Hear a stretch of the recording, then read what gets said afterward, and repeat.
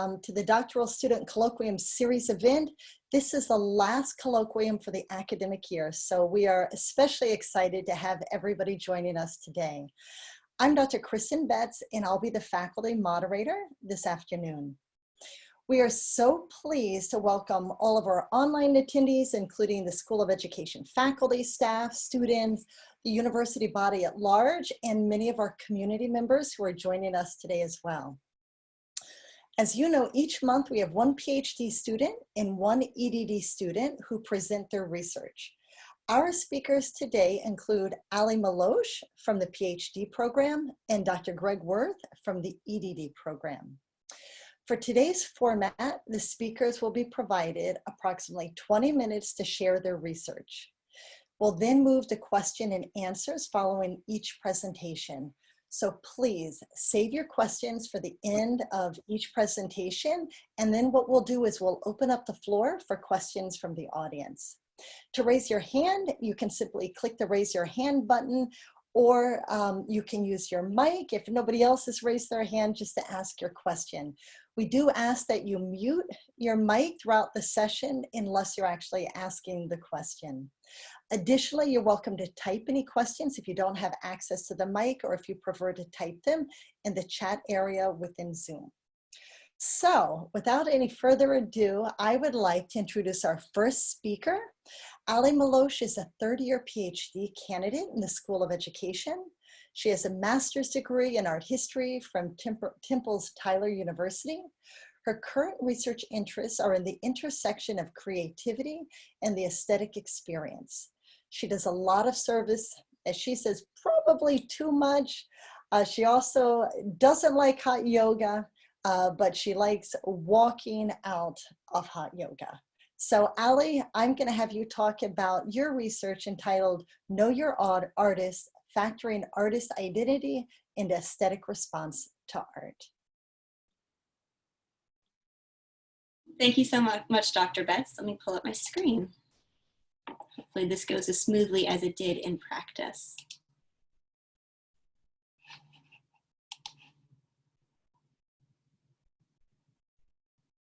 All right, cool. Is that working? Yes, it comes out perfectly. Okay, great.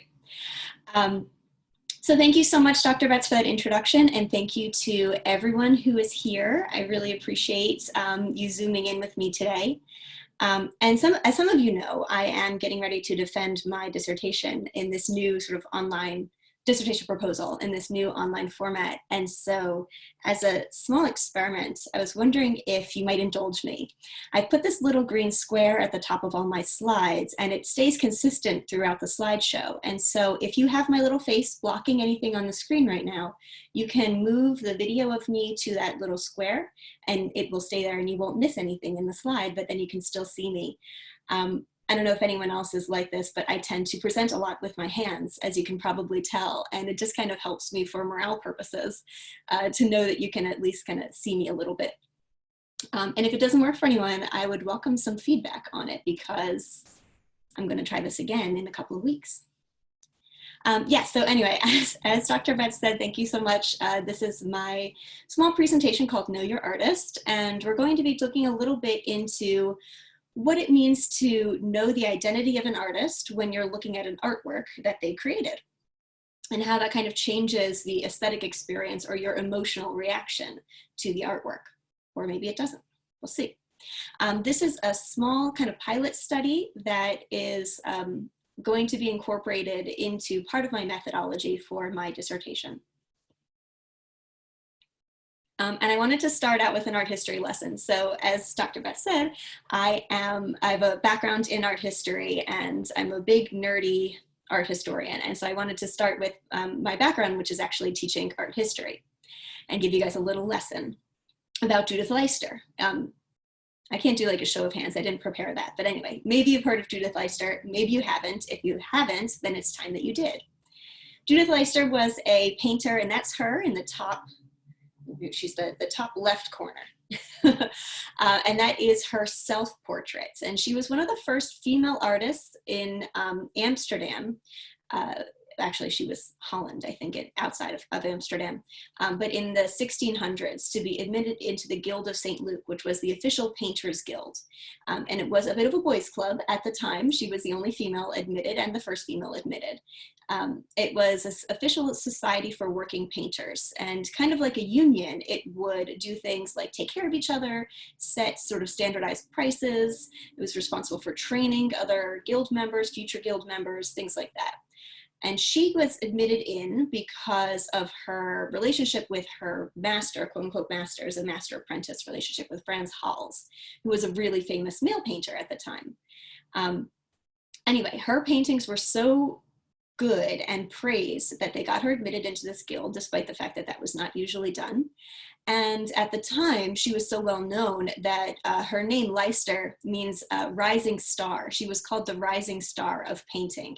And her paintings received the same commission or monetary value on the market as her male contemporaries who were also in the guild.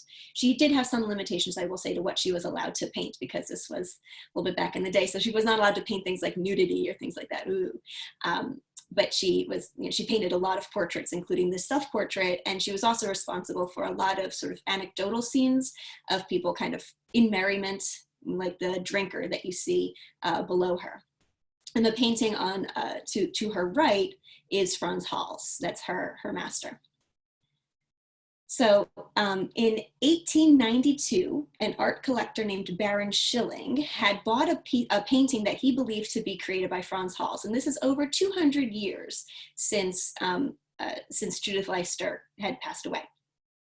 And he bought a painting he thought to be owned by Frans Hals, but a little bit of digging into the painting and a little bit of restoration work, he realized that the signature actually looked like, I don't know if you can quite make it out, but this little signature that says above the cup in the painting of the man holding a cup, it says, it's a little L with a star next to it. That is, or sorry, it's a J with a star next to it. That's Judith Leister's signature. So he realized that this painting he thought was Frans Hals was actually belonging to his student, Judith Leister. And when he found out, he sued the dealer who sold him the painting for 25% of the purchase price. At the time, it was, I think, £4,500 that he bought it for total, which I wish I could get something for that at this point, especially by Judith Leister. But anyway, this was one of the first examples in the art market of a 25% gender discount that resulted, actually, once it was discovered that this was Judith Leister and not Frans Hals, all of these connoisseurs came out of the woodwork and said, oh, it's obvious. How could we have been fooled? There's such an obvious inferior feminine hand that you can see. So not only did this result in a monetary discount, but it also resulted in a lot of connoisseurs going back and saying like, oh, it's actually not as good a painting as, we at first thought. So the knowledge of this painting actually made, not only discounted the price, but also the skill that people saw in it. I promise there's a point to the story and we'll kind of come back to it, but I'm kind of getting away from things. So let's talk a little bit more about some of the background for this study. Aesthetics is a word that I've used and some people have heard me use it before. It comes from the Greek word aesthesis, but it's actually not that old. Aesthetics were not really studied as a field until around the 1700s, the mid 1700s. The word comes from the Greek word for sensory perception. So this is kind of like this broad term for like anything. Modern connotation tends to associate the word aesthetics with something that is beautiful, right? Or something that's nice looking, like the design aesthetics of a room or a website. Or any kind of sensory stimulus. But there's also, interestingly enough, a lot of research and sort of philosophizing on how aesthetics can be a reaction to something very ugly, right? You can have the same kind of emotions that just on the opposite end to something that doesn't look good. But basically the idea is that aesthetics cause a state of heightened awareness. And so it kind of makes sense that aesthetics is a natural partner for studying emotions. There are a lot of different kind of things that people have looked into when it comes to aesthetic emotions. For example, and I should say, aesthetics is also a very good partner for looking at art, because art causes emotional reaction because it takes us out of the mundane. So aesthetics can be any sensory stimulus to virtually anything. However, visual art really provides an excellent and appropriate target of study for aesthetic emotions. Visual art is important for understanding aesthetics because visual art is a ubiquitous outlet of creative expression. And it also appears in some form in almost every human culture. But there are some things that kind of affect the way that we look at paintings or the emotions that we get when we look at paintings. And one of those is social settings. So imagine you're going by yourself to an art museum. You might have a different emotional reaction than if you go to that art museum with other people. It actually has been studied. In one study, they found what they called conformity pressure. So you are more likely to like a painting if the person who was there right before you also liked that painting. And you are more likely to not like a painting so much if you thought the person who also was looking at it didn't like it. So there's conformity pressure. Being in a social situation can affect your emotional response. There is also some early research on how information about the artwork can change the way that you respond to it. Like the art making process, if you know all of the effort that went into it, you respond or react differently emotionally. Titles, people tend to react more emotionally to metaphorical titles. And then the last thing that is important is that some people have found that depending on your background, you might have a stronger, your background or experience with art, you might have a stronger or weaker emotional response. And also, interestingly, they found that people with a lot of background experience with art preferred negative art. So like ugly paintings, basically, they liked that better. All right. Switching gears a little bit, kind of thinking about a different field, I want to talk very briefly about gender bias in the art market, because it is a real problem and people are trying to address it now. Although all real problems, I feel like, have been put into this like Corona lens, right? It's like, oh, it's not as bad as that, right? But a lot of things are getting sidetracked. But up until this point, we were trying to talk a lot about gender bias in the art market. And a lot of recent studies came out, including this one that found that only 2% of the billions of dollars that is spent on artwork in the last decade has gone towards the purchase of artwork made by female artists. Female artists face a 47.6% gender discount on the secondary art market, meaning when paintings show up and they're not being sold by the artist, like they go to auction or someone buys them and then they resell it. There's drastically lower prices compared to the male artists. And then it's important to note that, in US museums, only 87.4% of artists in collection, 84.7% of artists in collections are males.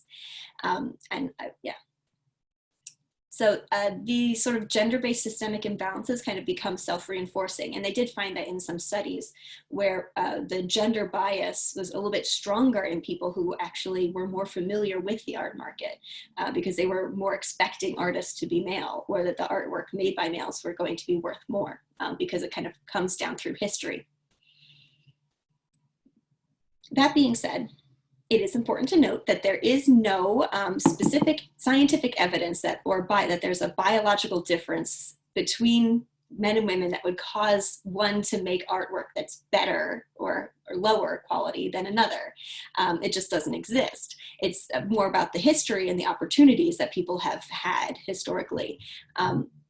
And there was a study that determined that there was no way to tell just by looking whether an artwork was created by a man or a woman. So they basically did this blind study where they showed people paintings of, and they had very sort of name bland, like very, I guess you could say like more or less obvious gendered names underneath it. And then they asked people how much they liked the painting.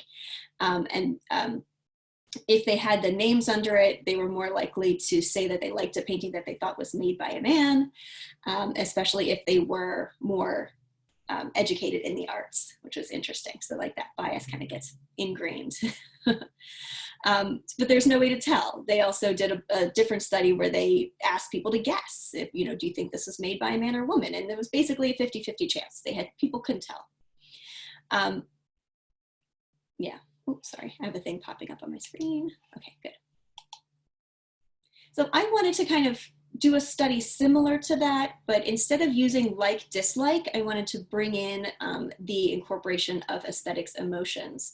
And in order to do that, I did a little bit of digging into some of the other emotional studies that have been done with artwork, and this one popped up and I liked it a lot. This is the Geneva emotion wheel. And some of you, it might look familiar, and I'll get to that in a second. So it's basically a wheel of 20 emotions that range on the right-hand side with more positive emotions and on the left-hand side with more negative emotions. And then you see circles of kind of increasing or decreasing size around the spokes. And it's supposed to be sort of a hybrid sort of Likert scale measurement of emotions, where you select, like you're looking at this painting and you feel joy and you feel strong joy. So you tick the bigger box that says joy. Or if you're feeling not a lot, you're feeling like a little bit of compassion, you click one of the smaller circles. And so I figured out a way to adapt this to use on Qualtrics using hotspots. So each of these little circles was a hotspot, and people could click, and they could they could click as many as they wanted. And they were instructed to only click one circle in each emotion, and any emotion that they didn't click would be registered as a 0.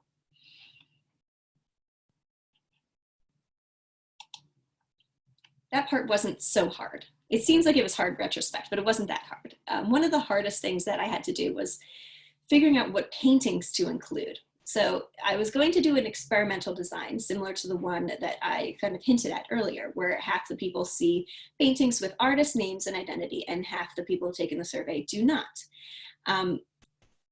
And I had to find so in the study that I mentioned before, they used this interesting technique where they took basically photographs and they photoshopped it to look like paintings. I don't know if you've ever kind of played around with some of these like filters or settings that you can use, but you can make it so it looks like someone painted it, especially on a screen. You can't really tell unless you have a really refined eye for that kind of thing. But one of their findings was they thought that the paintings just weren't real enough. They didn't really capture, people the same way that actual paintings would. And so for this study, I wanted to use real paintings by real visual artists. However, I wanted to control a couple of things. For example, I wanted to control for art preference, if people like certain artworks better than others, and I wanted to control for the type of scene.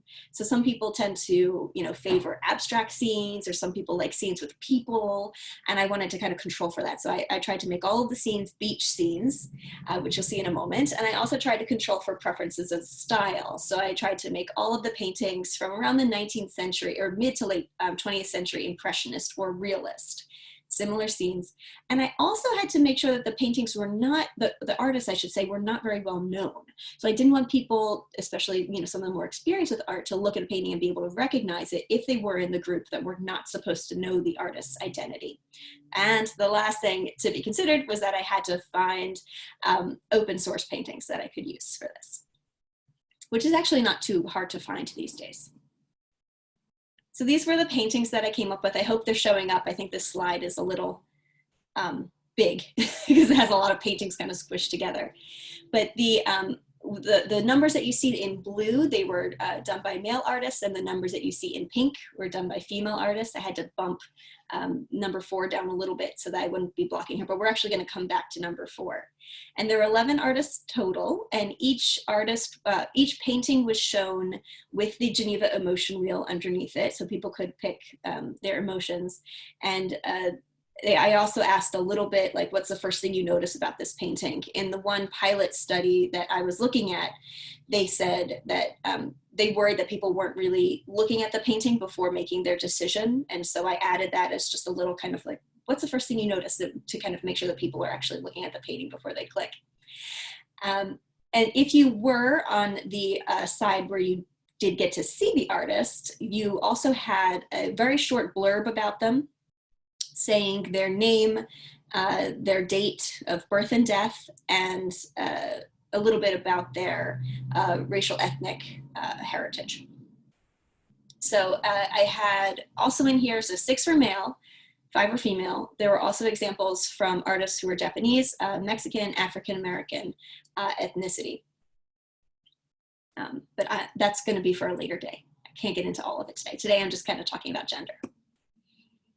And then the last thing, I won't talk about this too long, but this is the Art Experience Questionnaire. And this was just meant to understand a little bit about what level of experience the survey participant had with art and aesthetics previously. I looked at a couple of different options for this. One of the ones that I looked at actually asked you questions about art, like, you know, who painted the Sistine Chapel or something like that. And I thought that kind of felt a little bit too testy. Like I didn't really want people to feel like I was testing them, because then they might want to like cheat or something like that. And I just really wanted to know in general, like, you know, how often do you go to museums? Did you take classes in art history? You know, that kind of thing. So I used this one, although I did see a new one was just published, so I might look into that. So the design was an in-survey experimental design using convenient sampling. And thank you so much for those of you who did take the survey. I know many of you guys received it from me along with like begging you to take it.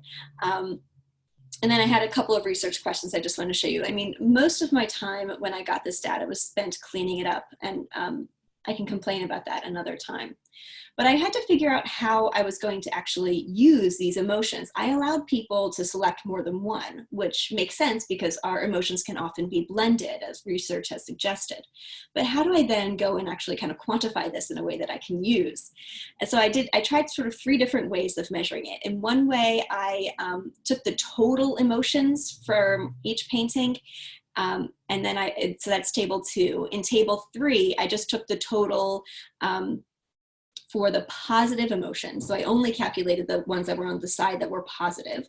And then the table 4, I calculated the averages for just the highest number.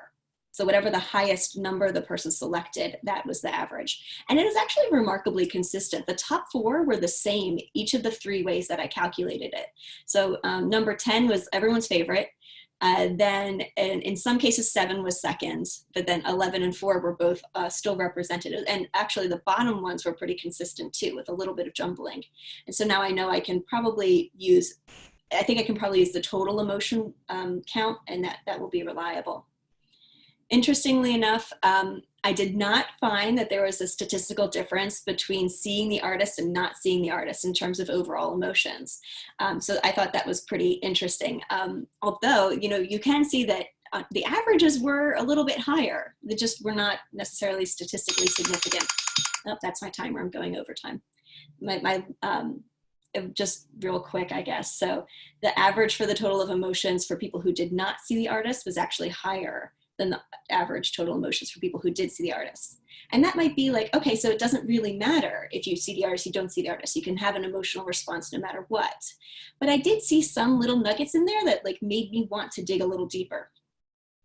Oh, I'm sorry that painting is not showing up as very good quality. That's Marianne North's palm trees. Anyway, I dug into this painting specifically because I did see something that kind of raised an eyebrow. And females looking at this painting had a higher positive emotional response than males when they knew who the artist was. Also, females who knew who the artist was had a higher emotional response than females who did not know the identity of the artist. And this one was actually approaching significance from a statistical standpoint. So this is something that like now I really want to dig into this a little bit more and kind of look into this sort of identity matching that's going on and dig into some of these other examples by the female artist. Couple of limitations was a small sample size. The sample size actually gets split when you break it down into the 2 groups. So the males and the females in the group that knew the artist and the males and the females in the group that didn't know the artist, like my sample size kept getting smaller and smaller. The digital portrayals of the artwork may be an issue. I tried to make them pretty big, but not too big that they wouldn't show up on a screen when people were taking it or like use too much bandwidth, but it's still not the same as being in front of a painting. There could still be other aspects that people are reacting to, like brushstroke and things like that, that I can't fully control because I am trying to use real paintings. And I definitely want to dig into more identity aspects, and that's one of the things I'm going to be exploring for my dissertation. References, and thank you. Sorry, I went a little overboard with my time. No, thank you so much. That was a fabulous presentation. At this point, we will take questions from our attendees. It's exciting. We've had 60 people joining us today. Oh, wow. Okay.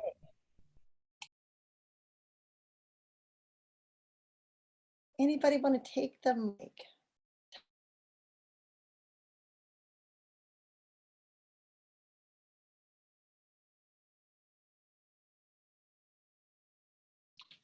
Throw one out. This is Joy Phillips.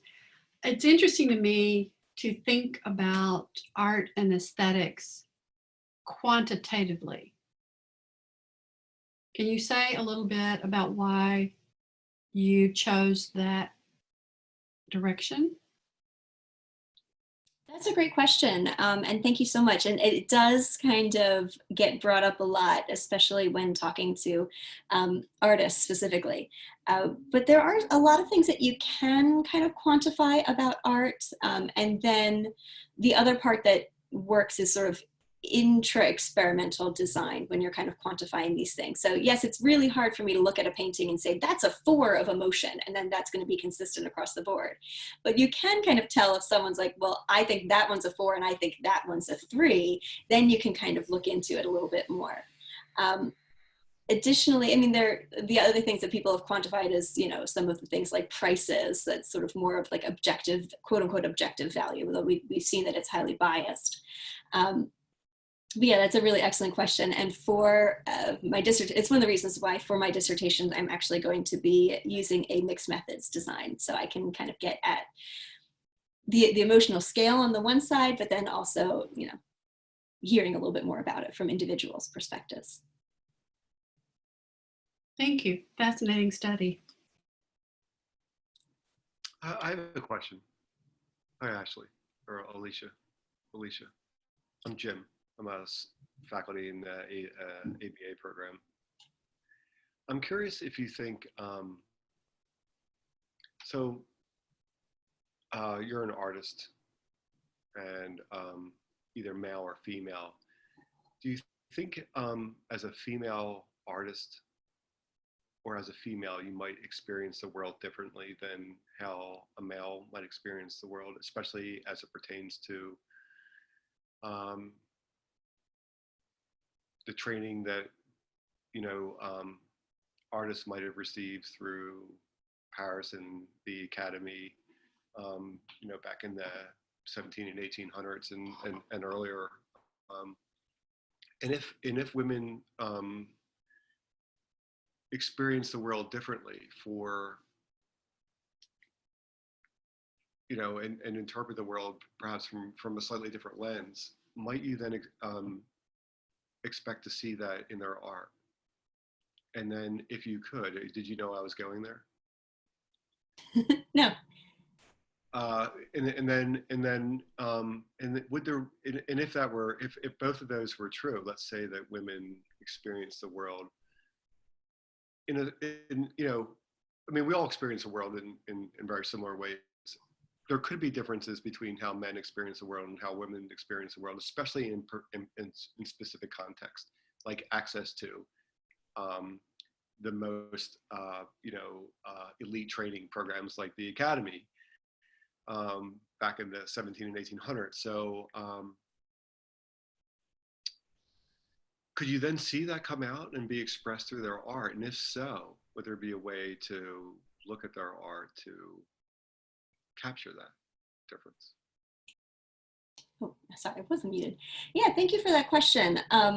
And that's something that I really am interested in, is more like, you know, when you think about the history of art, you know, is who has had opportunity to be artists, right? So we know that there's this gender bias in the art market, but a lot of it has to do with the fact that there's just more male paintings out there.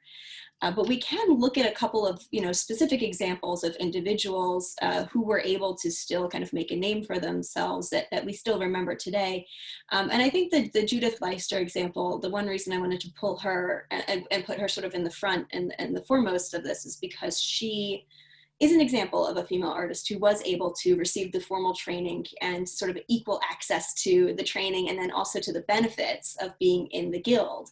And in this case, it worked really well for her while she was alive, right? She was a very well-known artist at the time, and everyone, you know, they called her the rising star. But then history is what kind of forgot her, and the secondary market after her is what kind of biased against her, and she wasn't shown in any of the art history textbooks that we have today until 1986. So it's almost like she, while she was alive, she had all these benefits, and while she was alive, everyone thought she was brilliant. But then, 200 years later, after she had died, everyone was like, oh, well, that was made by a woman, so it can't be good. And so it's also the narrative that we create as art historians that designates who's good and who's bad. There's a very sort of active role being played by people like art critics. And then art shows, like the really popular New York show of Hilma of Klint.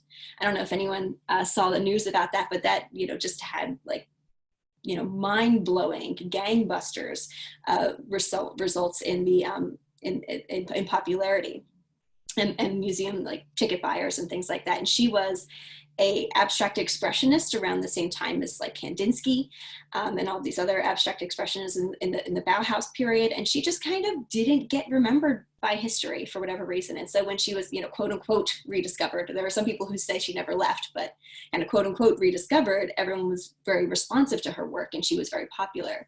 And so I think it's an example of like a bias that's kind of historically been reinforced. And yes, there's also a difference in the opportunity that some people were able to have. And there was also a difference in what people were allowed to paint. Like even Judith Leister was not allowed to paint nudity, or Mary Cassatt and some of the other female impressionists were not allowed to really go outside. So all of the outdoors impressionist paintings of these outdoor scenes, women weren't allowed to paint those. So there's going to be a difference in some of those qualities. But overall, I think that there's a lot of examples of individuals that have just kind of been neglected because of the more current gender bias, not necessarily just a historical one. Sorry, I might have gone on a tangent there. No, that was a great response, Sally. What we're going to do is we're going to wrap up the questions here.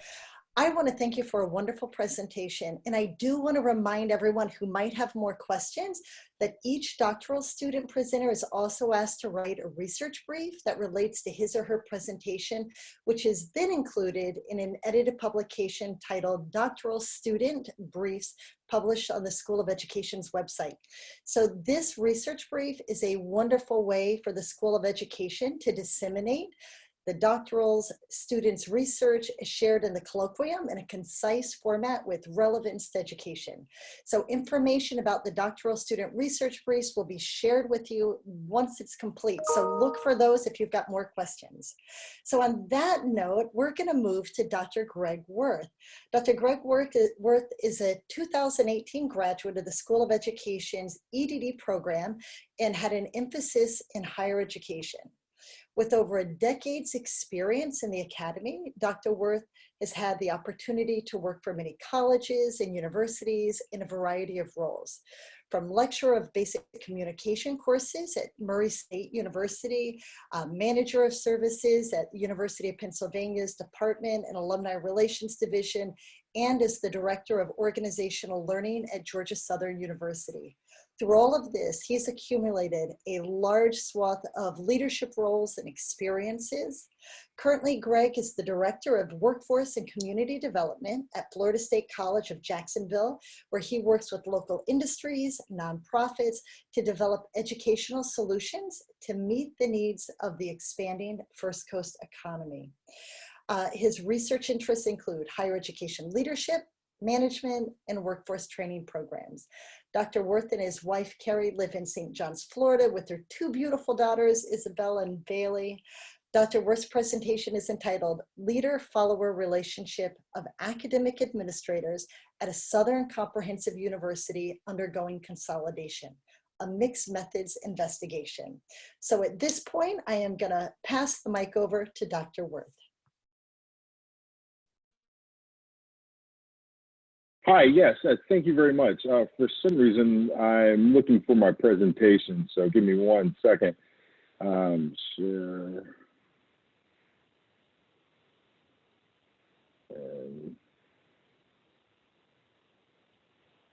Can everybody see the presentation? Yes, we can. Perfect. So thank you once again for allowing me to come and talk today. Once again, I'm Dr. Greg Worth, and I'm going to start with asking the question, is higher education in a state of change? And even before COVID-19 has us all working from home, I mean, I've changed my office to my back porch.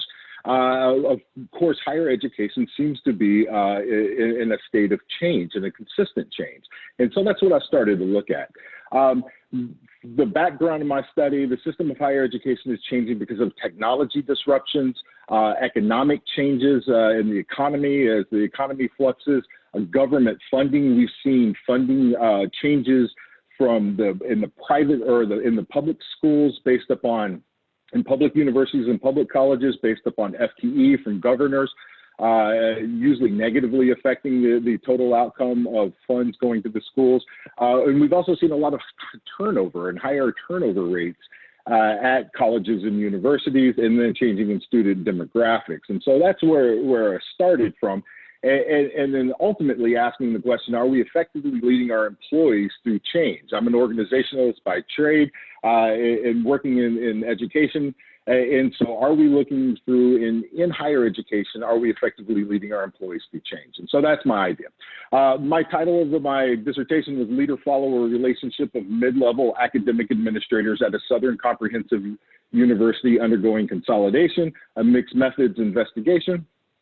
To give you a little bit of an overview, the problem being addressed was that higher education administrators, executives, and directors in general lacked the knowledge or failed to implement proven leadership strategies to engage and lead their employees during organizational change. Ultimately, we need to be nimble, flexible, and responsive organizations. However, we tend to be very large. And according to Drew 2010, higher education institutions are not that. They are very inflexible and they're not ready to adapt to the change that they need on an everyday basis. To give a little bit of overview of this study, just to kind of encompass it and make it simple, is I looked at leadership behaviors and how those leadership behaviors correlated with follower behaviors during change. To take it a step further, when I was looking at the leadership behaviors, I really looked at Transformational Leadership by Burns and Bass because leaders who utilize transformational leadership techniques tend to have higher employee motivation, higher employee performance, higher employee commitment to the organization, and higher employee morale. And the employees, the followers in that world, are committed to the shared vision of the institution. Or organization. In looking at the followers segment, I looked at employee engagement, which was started by Kahn and personal engagement in 1990, because employees that are engaged tend to have lower turnover. They view their role as very valuable. They display energy, enthusiasm, and empowerment, and they possess purpose in their work. And once again, this study took place during the consolidation between two universities. So to kind of conceptualize the variables a little bit more, to bring in the factors that were studied, underneath the transformational leadership side, we looked at inspirational motivation. Were inspirational words used to motivate the employees? Were the mission, vision, values of the organization used to inspire the employees during the time? Idealized influence, did the leadership basically walk the talk, meaning that was there consistency between what they were doing and what they were saying? Intellectual stimulation, was the leader quizzing, setting goals, initiatives, and finding ways to intellectually stimulate their employees? Individual consideration, did they look at their employees as a person instead of as just a cog in the greater machine to get things done? On the employee engagement side, the three factors that we looked at were work vigor, which ultimately comes down to how hard somebody works and the energy that they take to challenges, to overcome challenges that they face during a organizational change event. Their challenges tend to pop up consistently. Work absorption, how absorbed they were, how lost they became in their work. A lot of times absorption can be recognized by time passing by really fast without recognizing it. And then lastly, the work and organizational dedication. And this took place at universities that were undergoing consolidation. I've changed the name to protect the innocent, but we'll call them Southern State University and Glenn State University. Just a little bit by the mixed method study by the numbers, starting with the qualitative side. On the qualitative side, I had 6 formal interviews, 8 informal interviews, 3 change focus groups that yielded 42 participants in those, and then some existing university documents that I brought in. The qualitative analysis was constant comparative method. For the formalized interviews, I had an 8-question protocol and 21 codes emerged.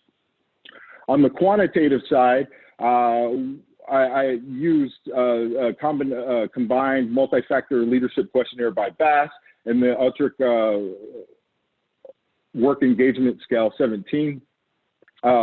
And then utilized t-test and ANOVAs, the Pearson correlation coefficient, simple linear regression on anything that came back significant. On the quantitative variables, we had 3 demographic variables, 5 transformational leadership variables, 4 employee engagement variables, and 3 transactional leadership variables. And the results, I had 6 hypotheses confirmed, 20 significant correlations, where I was able to use some of that existing documents to triangulate and support the qualitative view, qualitative data, and a few surprises. So I'm going to talk a lot about the quantitative today. I'm going to start off by talking about the qualitative, but I'm going to go more in depth into the quantitative side. The populations of the study as a whole, as I looked at mid-level managers, anybody underneath the executive manager. So to pull it, we had 380 benefited exempt staff members from Southern State University, minus coaches and non-supervisor positions, so they had to be supervisors to participate in the study. Typical jobs title were manager, director, associate vice president, dean, assistant dean, were all types of positions that I reached out to. On the qualitative sample, for the 6 formalized interviews, I had you can see there 2 male, 4 female, and then looking at the position rank, an associate vice president, associate dean, 3 directors, and 1 manager. This was the code these were the codes that came out of the qualitative side. And the code that came back the most, the thing that people talked about the most, were leadership during consolidation and how that affected them. And so that was really great. After doing the interviews, granted, it kind of helped direct the study in the sequential mixed method study. Some of the things that came out of the qualitative analysis: leaders who used inspirational motivation and discussed the mission and the future vision of the college with faculty, staff, and students were able to address issues such as employee anxiety. So the employees said that really helped lower their anxiety during a time of uncertainty. Further, leaders who utilized individual consideration were able to build and strengthen teams and cultures that relied on and trusted one another during change. So I found that very interesting. Setting examples and modeling behaviors. Leaders who set the example and modeled the behavior, basically walked the talk, allowed leaders the opportunity to lead in a consistent manner and maintained a higher level of trust during times of ambiguity. On the other side, the qualitative data came back with leaders with issues such as communication inconsistencies, ambiguity in the way that they communicated things, talked about the cultural divide because that existed at the time, and had a lack of inspirational motivation, weren't talking about the future of the organization. There was people spoke of a higher lack of trust among followers. Employees stated that during consolidation, leadership miscommunicated issues and were not transparent, leading to employees having lack of trust, greater turnover, intention to leave, and employee anxiety during consolidation. And current university policies were not updated for what needed to happen during a time of change at a quick enough time. And improper leadership and a cultural division all accounted for a sense of employees feeling devalued during the time of consolidation. So from the qualitative side, I think I learned a lot. What was very interesting is some of those same themes came through on the quantitative sample. On the quantitative sample, I reached out to everyone. I generated 90 responses. However, 17 of those responses were removed because they were incomplete. And this is how the population breaks down. I ran t-tests and ANOVAs to the comparison of means between groups of self-reported employee engagement factors, of perceived transformational leadership factors, and the demographics of information of sex, education, and ethnicity.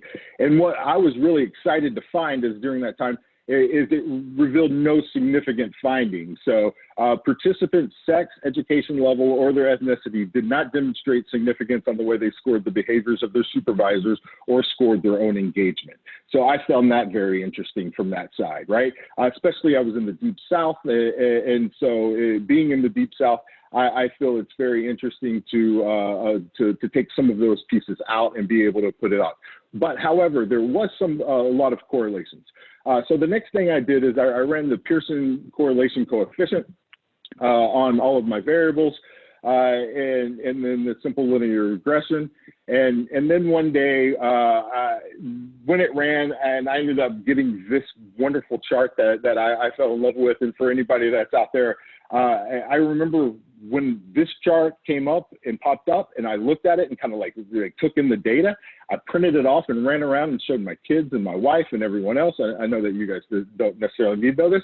And they all looked at me like I was crazy, but I was like, look, there's significance, right? I have significance. Anyway, but I was extremely excited on that day. And so this is what I want to talk about a little bit, are some of the significant things that popped up through this study. Important significant relationships, transformational leadership and employee engagement. Individuals who identified their superior possessing transformational leadership behaviors also identified themselves as having a higher engagement level. That was a significant return. And over to the right, you can see the X and Y intercept on the linear regression. Transformational leadership and absorption. Employees who indicated their supervisors possess higher transformational leadership qualities also indicated that they were more likely to be engrossed into their own work. And so I found that to be extremely important as well.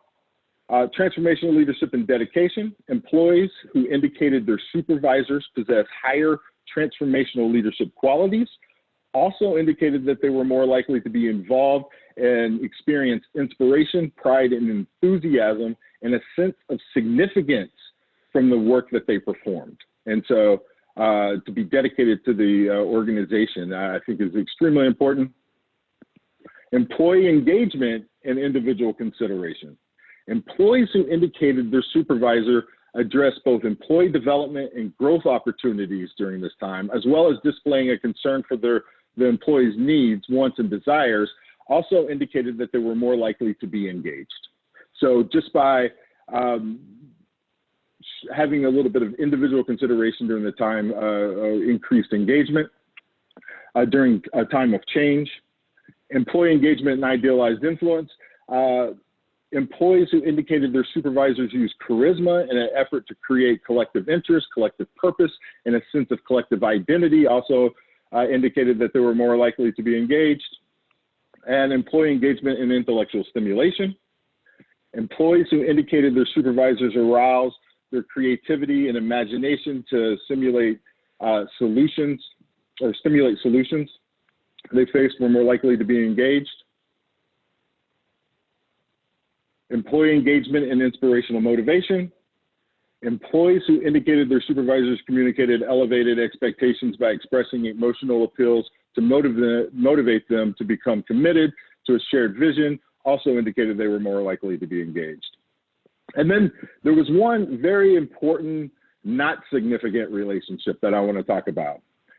Transformational leadership and vigor. And all of the other research that I've seen, there's been a link between leaders that utilize transformational leadership and vigor, or how hard somebody will work, or how they will approach challenges with energy and obstacles with energy. This is during a time, this study took place during a time of consolidation, bringing two universities to one, mixing of work teams, work groups from two different universities, from two different areas. There was a lot of uncertainty, ambiguity. There was a lot of people questioning whether or not they were going to have a job once the teams were put together. And so there was a lot of challenges on integrating systems. And so one of the things that popped up that I thought was very interesting is there was a not significant relationship between transformational leadership behaviors and how a employee approached challenges and obstacles. And so I think that is very important. And I think future research during change in the academy would be definitely come from there. So what does this mean? During times of change, if you want employees that are possessing energy and enthusiasm, being absorbed deeper into their work, having pride for their self and organization, employees that possess a sense of significance and purpose for the work, or more closely align with the organization's mission, then lead by example, provide behaviors and emotions to emulate, challenge employees to grow beyond their own skill set, games, quizzes, goals, consistently do that. And talk about the vision. One of the things that popped up very much, the relationship that came up, and granted, I realized that this isn't a prescription, but you know, but there is a strong correlation. Is talking about the mission was not near as important about talking about the future during times of change. People wanted to know what the new world was going to be like. And I find that even today with my employees that I'm working with during this time of change is what we're talking about. The future seems to be really resonating strongly with them. And then using metaphor, symbols, and emotional appeals along the way will ultimately, you know, further correlate with high engagement. And then ultimately getting to know your people, talking about them, their careers, their lives, who they are, know their strengths, weaknesses, find those out, help develop them and push them forward, right? And I know that ultimately, a lot of people you talk to, and they're like, all of these things are things that most leaders should do. And I would agree with you. Yes, that is very true. However, the reality that in organizations is not necessarily true. And research suggests that in academic settings, that's sometimes even more not true. So I just want to say thank you very much for allowing me to present my study today. I really appreciate it. And thank you for inviting me today. And the references. Well, and you might hear the dog barking in the background. So it's probably a big shout out for a fabulous presentation. It was great. Thank you for inspiring everybody with your research methods as well. Are there any questions from our attendees? Take the mic or you can put them in the chat.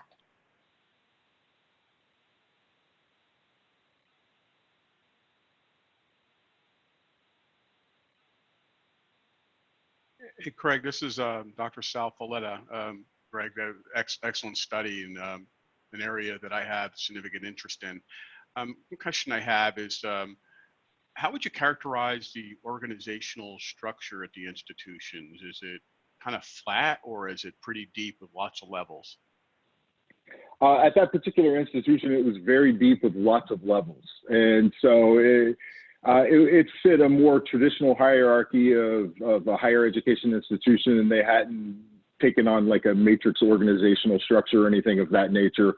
So you had your colleges with each of the deans that all reported up to associate provost to provost. And so you had that sector, you had the business sector, and so on and so forth, the facilities and whatnot. And so it was a very traditional organizational structure.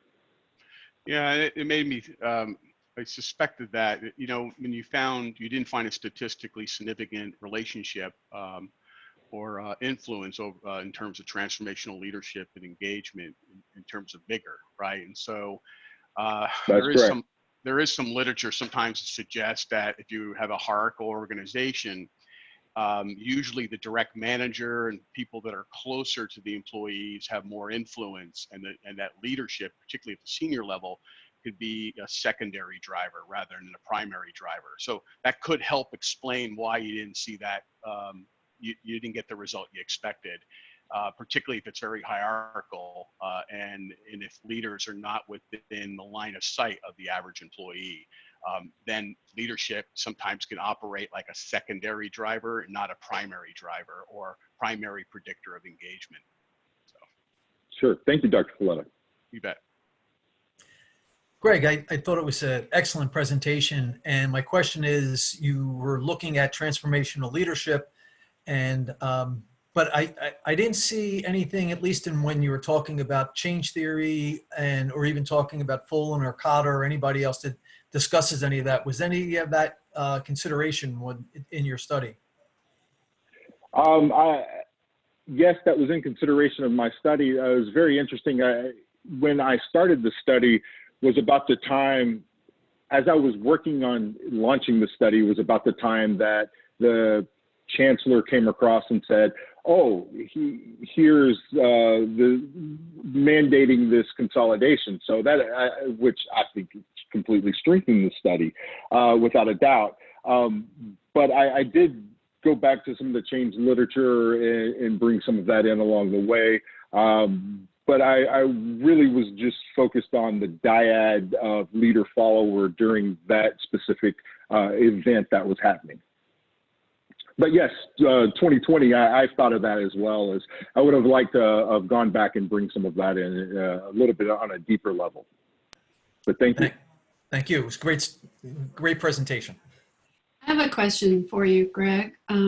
Joy Phillips.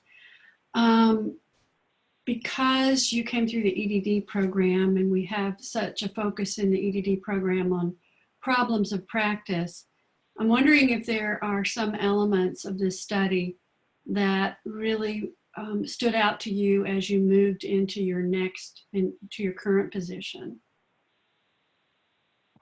Absolutely. To me, you know,